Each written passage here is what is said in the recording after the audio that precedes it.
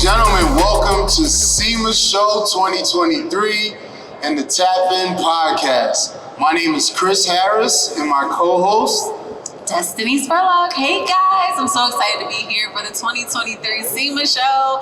Y'all, it's gonna be bigger than ever. And to start it off, we have one of the biggest names in this industry that is involved on so many levels of working behind the scenes and getting stuff done.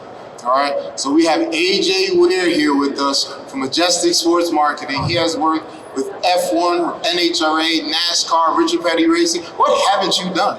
I don't know, but thanks for having me. I appreciate the time and what you guys do for Motorsports. Appreciate it. Thank you. So, what do you think about the SEMA Show so far? SEMA's great. This is probably my 10th SEMA. Of course, we skipped during the COVID time, so it's great to come back out, see the people coming out, see SEMA doing what they do, growing. So it's good. It's good stuff. What do you think of our booth? This is our second year here. It's beautiful. I was, out taking out, pictures of the rides out there. Got some unique stuff, some classic rides out there. I love it. It's good stuff. Thank you.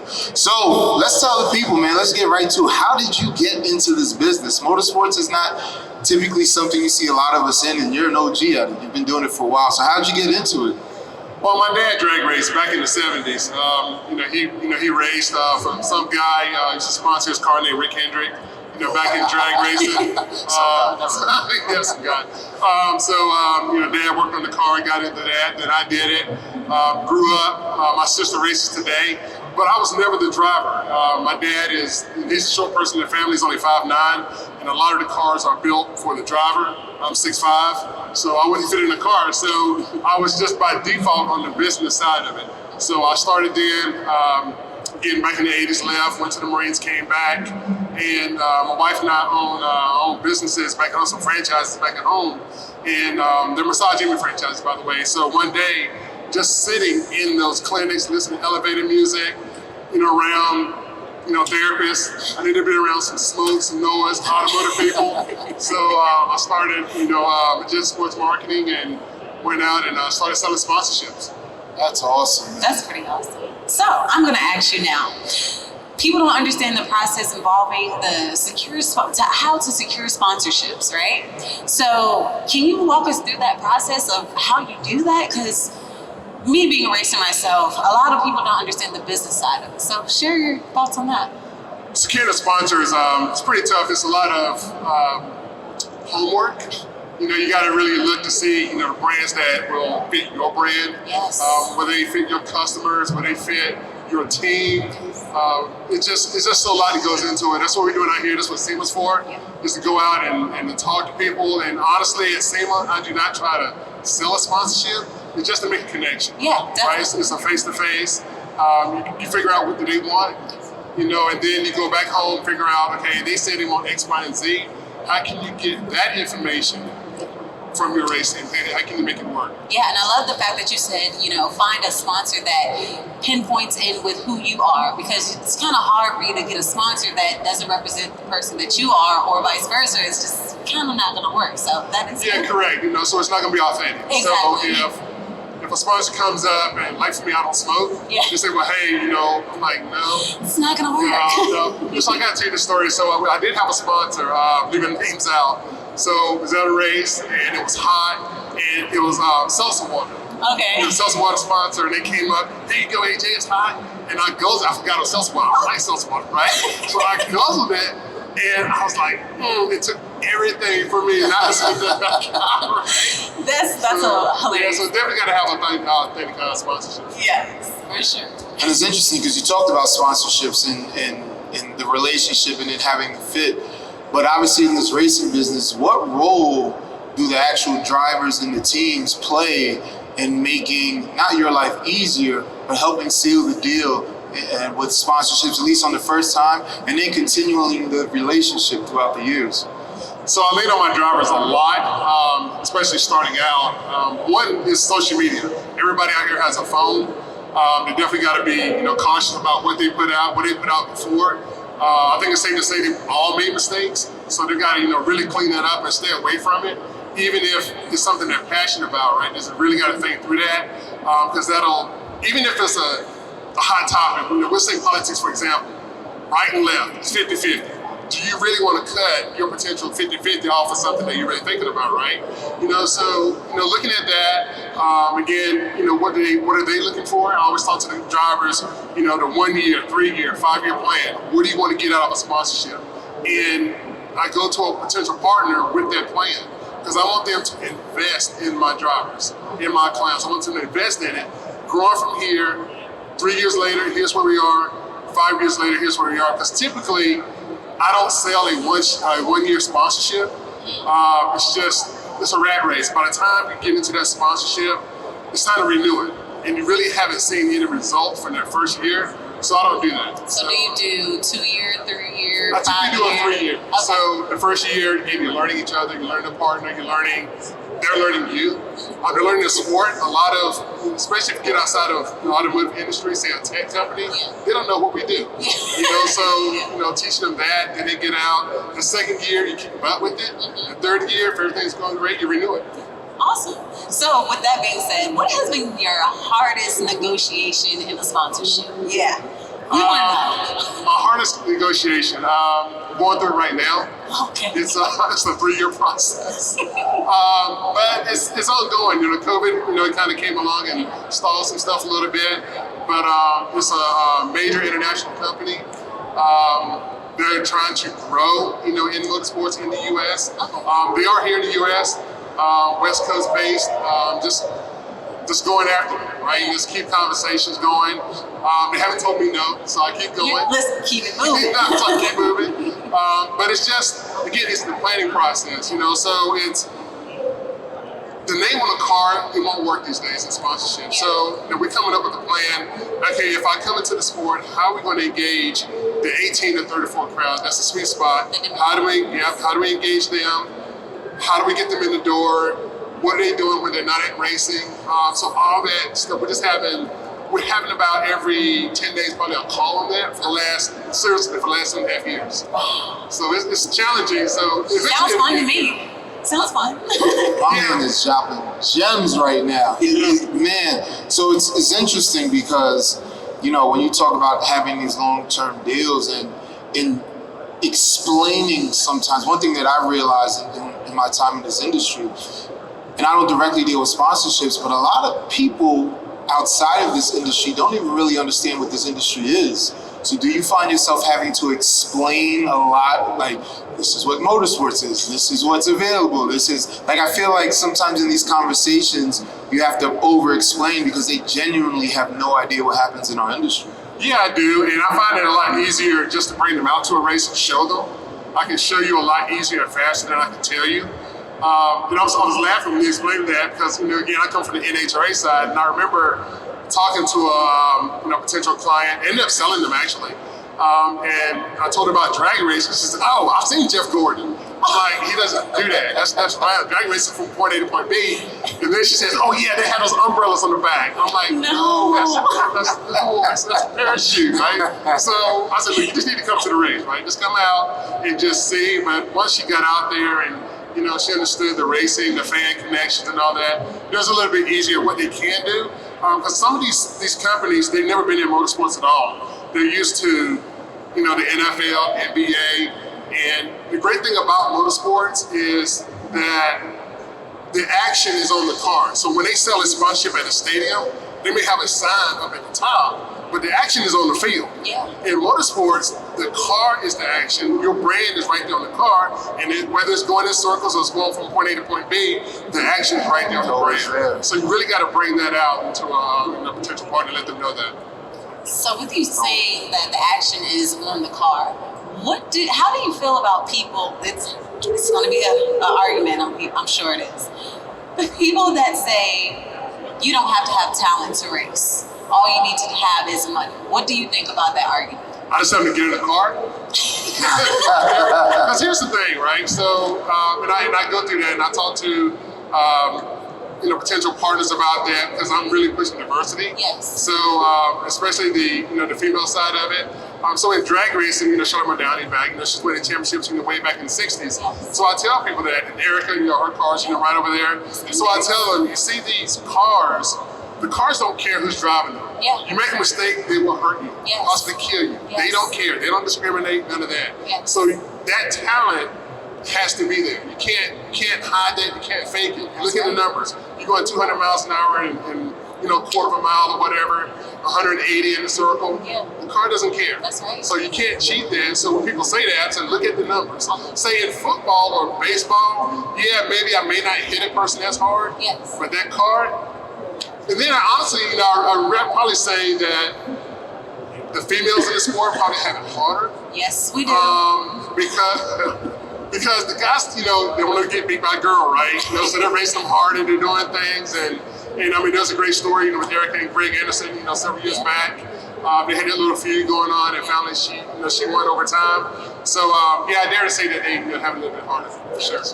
I love that, because we do.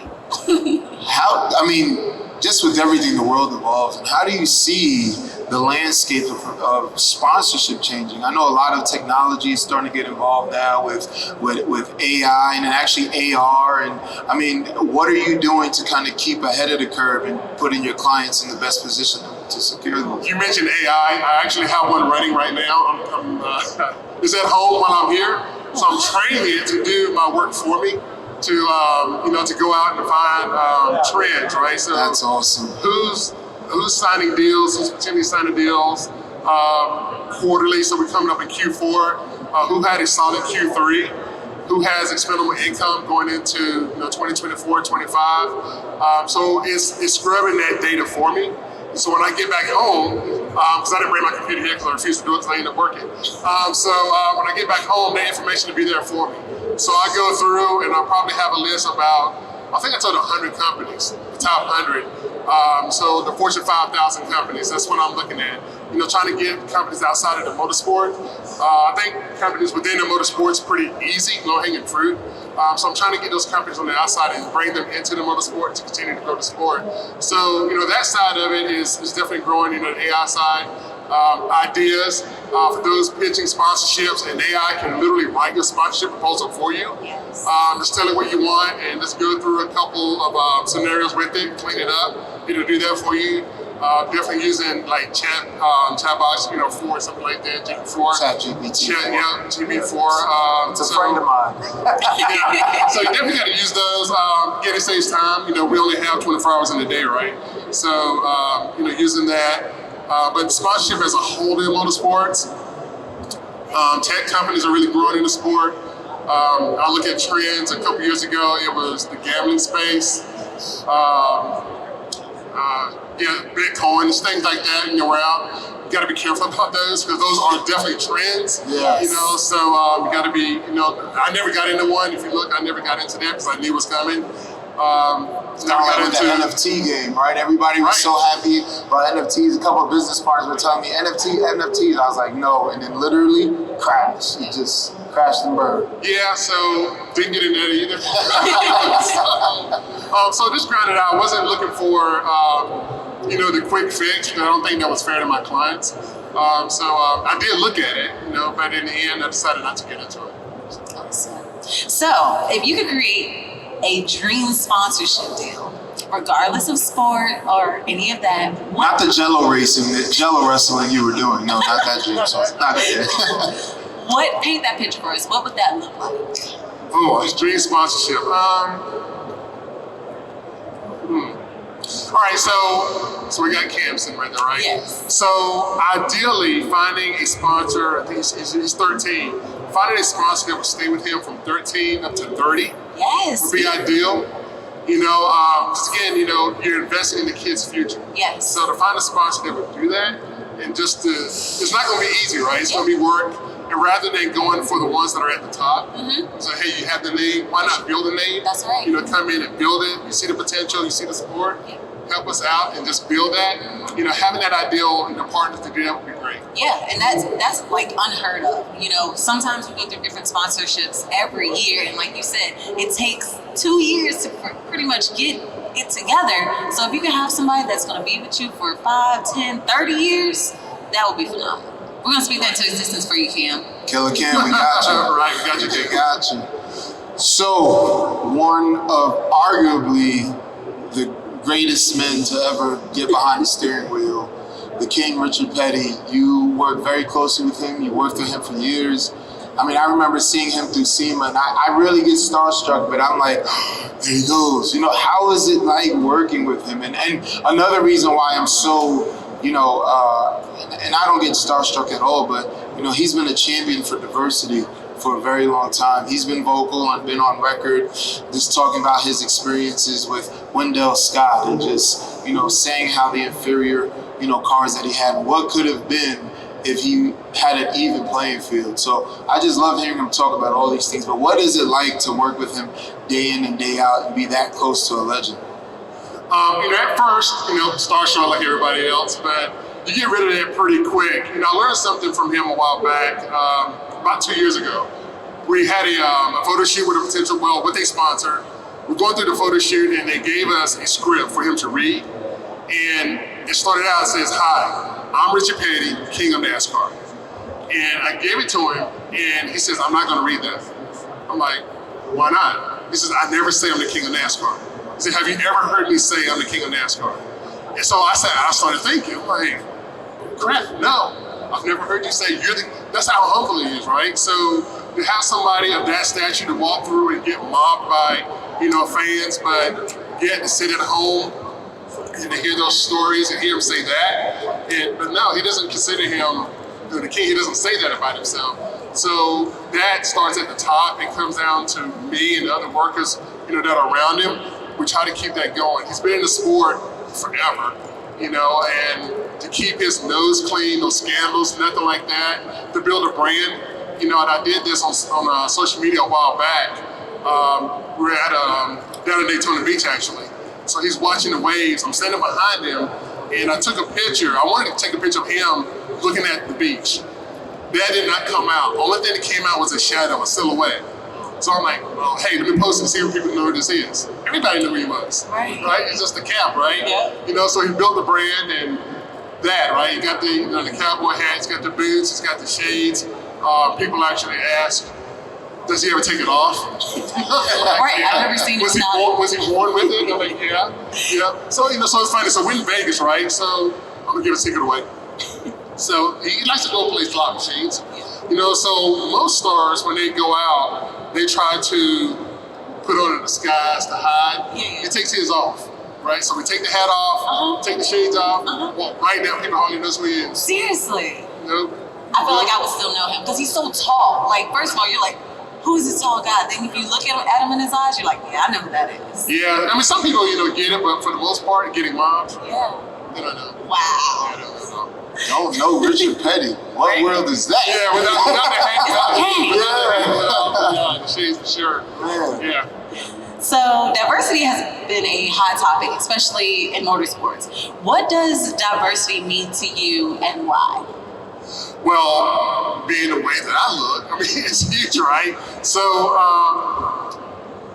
you know, over in NASCAR, it was worldwide. You know what we did over there, in 2020 with the Black Lives Matter car, and you know, going back to the Richard Petty, right? You know, so you know the riots was going out, and it was a critical time here in the U.S. And I remember it vividly. It was a Tuesday night. Richard's son-in-law Brian calls me. It was 10:17 at night. Right, so I look down, and when you get a call at 10:17 at night from your CEO, You're like, oh. you know, like, this is good. So I'm in the room, you know, answering the calls. Hey, Brian, what's up? He says, hey, I have Bill on the call with me. Bill's our attorney. You know, so I'm like, what did I do? Right? Oh my God. You know, so I'm thinking like immediately, right? We got the CEO, we got our attorney. I'm like, what happened? So we talk about, you know, the riots and things like that. So we got to do something. What are your thoughts on running the Black Lives Matter car? I'm like, I never thought about it, honestly, but, you know, I'm thinking, I guess it's okay, you know, call Bubba and see. And we never, you know, running that car, you know, so there was, I'm laughing because we had the, you know, because a couple of designs came out with it that were a little abrasive. Okay. You know, so we took, so remember the hands on the hood of the car, they were embracing the brown hand, white hand, you know, compassion, love, and understanding. Yes. You know, the first thought was the raised fist. Exactly. We're like, yeah, a little rough. So because that's not the message that we wanted, Yeah. right? We didn't want defiance. We wanted, rational living understanding. So, we put down the car and, Richard ran with it because it's his car. Yeah. He gives permission. But when you look at what fans put out, they would think that Bubba owned the team. It was Bubba's car. It was his idea. Exactly. It was not. Yeah. It was somebody else completely.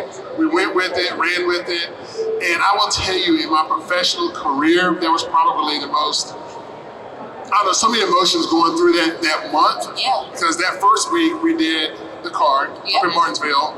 So, and we knew, our social media seems young, right? They're like 25, years old. So I tried to tell them, I grew up in North Carolina, so I tried to tell them, look, it's gonna be venomous. You're gonna have to, you gotta be on point, right? Yes. So, and they don't look like me. I said, you've never heard something's about to come out? I'm just letting you know. Yeah, what to look for. Yeah, it's gonna be bad. So that comes out that week, and it was so chaotic. When you've gotta put Good Morning America and Oprah in a holding pattern because you can't get to them because of the interviews. Good and bad, right? Yeah. So it was that chaotic. The second week, NASCAR bans the Confederate flag and just rekindles, right? So it starts over again. CNN's calling Don Lemon, we did like 4 shows with him, and so it just kept going, and this is during COVID, so we couldn't travel with Bubba. There's nobody there. Right. And so he's down in Talladega, and we get the call, hey, there's a news in your garage. Like, what? Yeah. So we're not with him. He's on his own. He's on an island. His pit crew's there, but it's a skeleton crew. He's in the car, and the call came from Steve Phelps. And I can't even tell you because it's a public place.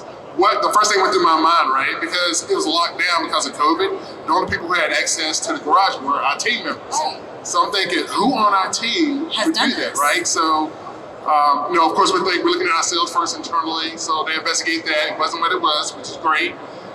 So then that following week, that fourth week now, was when, then President Trump sends out that tweet. Yep. So we're dealing with that. By that 5th week, I was exhausted, right? I'm like, but nothing happened that 5th week. I'm like, okay, what did I miss? Right. Right? So, what happened? I said, nothing. So then it started kind of dying down. But some good things happened about that. But yeah, there was some stuff when it comes to diversity. It's still going on. It's still a fight. It's not over. But that really shined a light onto diversity within the motorsports industry. It's interesting because now we're the African American Automotive Association, but originally we were branded the African American Racers Association. And the original logo we had was that fist. And so it triggered so many individuals. But I would tell people that the original fist actually came from the German labor movement, right? So it just because it was a black fist, there was an issue. So having to explain that, and I realized, I was like, I'm just getting tired of explaining this and people taking offense to it. Even people who look like us took offense to the logo. So I wound up changing the logo. And then the Black Lives Matter car, this was during COVID, and I was in Charlotte for something. And I had an event at ZMAX. And I went to the Hall of Fame, and I brought every Black Lives Matter car that was in the store. And just a sense of pride that was there, that was on that car, what that meant to me. I still have like 6 of them in their packaging in my office in the house, and I have 2 out. I have one that I play with, and then my sons have one that they play with. But, that idea to do that, as small as it may seem in an original thought, it just resonates, man. Thank you for being a part of the brainchild of that, because on that big stage of NASCAR, to have that and to see that during those times, it was absolutely amazing. So thank you. Yeah, thank you for bridging those and sending that message. That's huge. I was thinking as you was talking, at one point that was the highest selling diecast in the history of NASCAR. I don't know if it still is, but that was, when it was out. So yeah, I got the big ones in the box. I was like, give me all of them. I was like, you have any more in the back? I didn't even have enough suitcase. I had to go to the FedEx and ship them home. Like, thank you. That's awesome. So I'm gonna ask you one last question. For all of the racers that are trying to work their ways through the ranks, what are, I'm gonna say, 3 key points that you would tell them I'm sorry.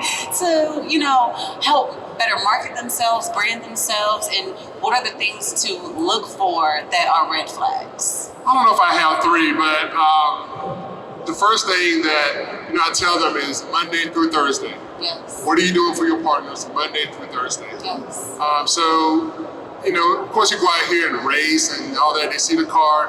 When I pitch a sponsorship, I don't even tell them about the car. Mm-hmm. I don't. They usually ask me at the end. They say, "Do we get to go?" Yeah.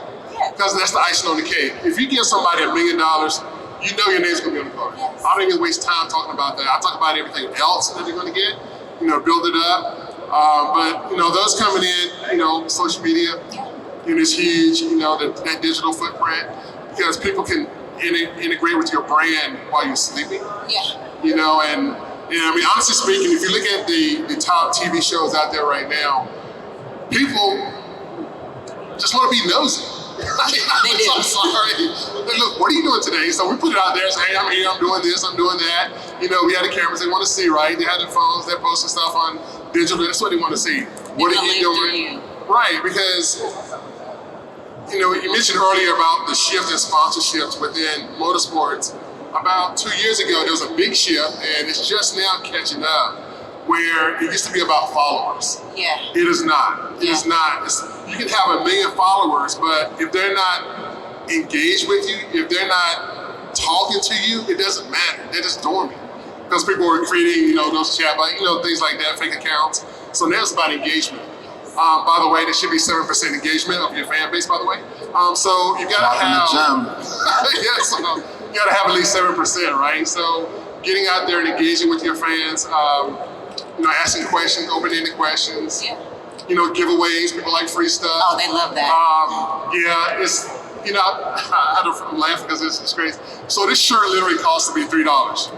Right, the whole box, $2 a piece. Mm-hmm. I'm shooting it up in the stands, and people are literally fighting over this shirt, right? Ripping it. Yeah, I'm like, I'll give you another shirt. You don't have to fight, right? It's not worth that blood that you're about to spew out. Let me shoot another shirt up there to you. But it's free stuff, and that's your brand, right? So you look around, you see, branding, everywhere. So you have to be deliberate, with your personal brand, with your race brand. They have to interact, your personal brand and race brand, but you also have to keep them separate, which is hard to do. That was just what I said, that was so tough to do. Yeah, so you gotta have those accounts, right? You gotta have your racing account, your business account, you gotta have your personal account, and let people know that, hey, this is me personally, this is me professionally. So drivers gotta, really do that and stay engaged, answer questions. Fans ask a question, it's easy engagement, answer it. That's why you're out there. 2 seconds. 2 seconds. I'm guilty. Send out something real quick, get that engagement, and it'll do wonders for them. That's awesome. I really appreciate you for telling us all this stuff, because people pay for this information that you're giving right now. So we greatly appreciate it, for sure. It's like Mario, he's knocking them coins out the bricks, guys. I hope you're catching them. AJ, where can people get in contact with you? Where can they reach you? Where they can find more information about you? Or, like I said, just get in contact with you. Just sportsmarketing.com. It's a website. My phone number, I absolutely put it out there, 973-476-5246. There you go. It's not playing. It's there. I'm on Twitter, under my name, AJ Ware. Easy to find. I'm very engaged. I practice what I preach. So, any kind of questions, I'd love to help people out, for free. But I still do it, get paid as well. But definitely, because people help me, along the way. So I definitely want to, continue to do that, things that I've learned. I don't really think that people should be making the same mistakes if I can help them get somewhere faster. But definitely reach out and let me know. Appreciate it. Guys, thank you. The Tap In Podcast, Chris Harris and Destiny Spurlock with our guest AJ Ware. And we'll see you guys next time, live for SEMA 2023.